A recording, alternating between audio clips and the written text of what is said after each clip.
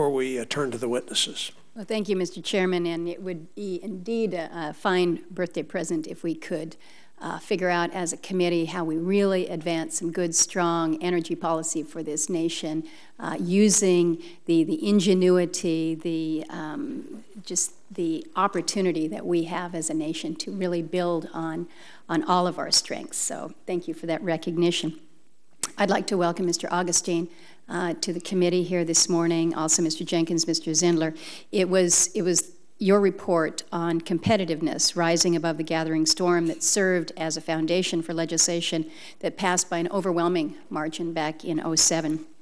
It wouldn't surprise me if your work on energy innovation encapsulated in the report that we're going to hear about today ultimately could lead to a similar result.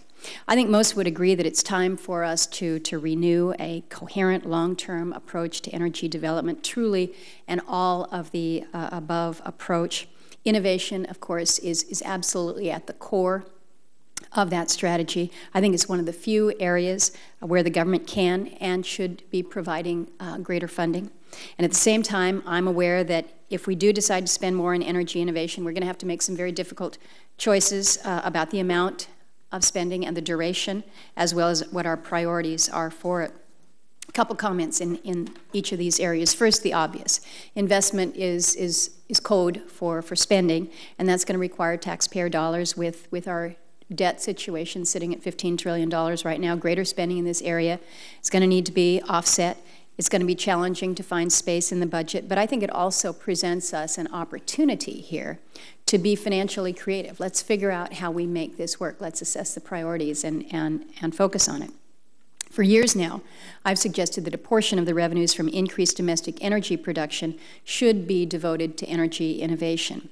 It's a key part of my ANWR legislation, which would raise an estimated $150 billion for the federal treasury at today's oil prices. Even a fraction of those revenues could go a long way towards developing the resources and the technologies that we'll rely on in the future.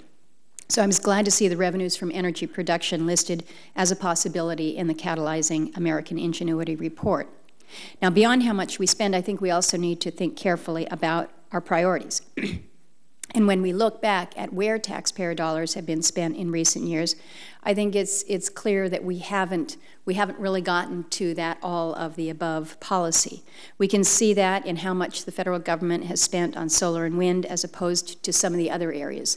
I'm always pointing out the opportunities that we have with methane hydrates.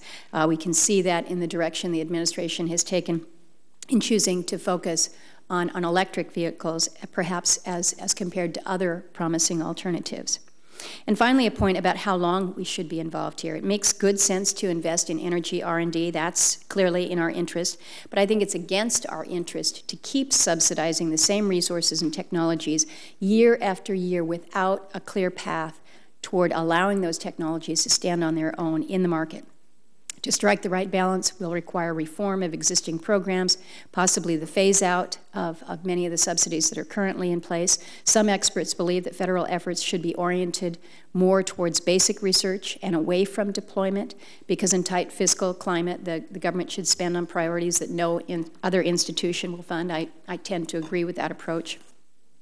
I think, though, when it comes to energy innovation, we've got a lot of thinking to do, a lot of decisions to make, and I hope that with the hearing this morning, we'll have an opportunity to explore some of that. Again, I appreciate the good work that has gone into the report. Thank you, Mr. Chairman. Well, our first panel is